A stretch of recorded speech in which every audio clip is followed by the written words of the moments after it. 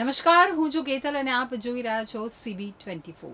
Asia cup જીત્યા બાદ team India Ahmedabad ખાતે પહોંચી ગઈ છે, તો આઈટીસી નર્મદા હોટેલ ખાતે ટીમનું ભવ્ય સ્વાગત કરવામાં આવ્યું હતું। ભારતીય ક્રિકેટ ટીમનું એશિયા કપ જીત્યા બાદ અમદાવાદમાં આગમન થયું છે, તો ભારતની ટીમ હોટલ નર્મદા ખાતે વહેલી સવારે 4:15ની આસપાસ પહોંચી ગઈ હતી, જ્યાં ટીમનું ઉષ્માભર્યું સ્વાગત કરવામાં આવ્યું હતું, જેમાં ટીમનું ક્યુરેટેડ ટ્રીટ્સથી સ્વાગત કરાયું હતું।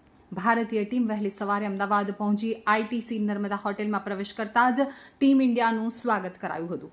તો એશિયા કપની સફળતા બાદ હવે ટીમ ઇન્ડિયા 2 ઓક્ટોબરથી નરેન્દ્ર મોદી સ્ટેડિયમ ખાતે વેસ્ટ ઇન્ડિઝ સામે ટેસ્ટ મેચ રમશે। એશિયા કપ જીત્યા બાદ ભારતીય ટીમ સોમવારે મોડી રાત્રે મુંબઈ એરપોર્ટ ઉપર પહોંચી અને તેમનું ઉષ્માભર્યું સ્વાગત કરાયું હતું। તો ટ્રોફી વિવાદ અંગે કેપ્ટન સૂર્યાએ જણાવ્યું હતું કે પાકિસ્તાનને જવાબ આપવો જરૂરી હતો।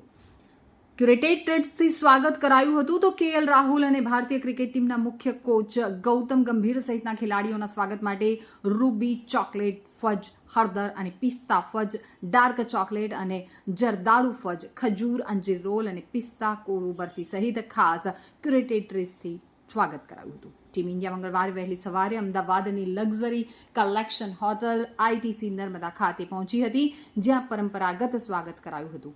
કારણ કે ટીમ ઇન્ડિયા મંગળવારે વહેલી સવારે હોટેલમાં પહોંચશે, તો કેએલ રાહુલ અને ભારતીય ક્રિકેટ ટીમના મુખ્ય કોચ ગૌતમ ગંભીર સહિતના ખેલાડીઓના સ્વાગત માટે રૂબી ચોકલેટ ફજ, હળદર અને પિસ્તા ફજ, ડાર્ક ચોકલેટ અને જરદાળુ ફજ ખાસ તૈયાર કરવામાં આવ્યા હતા।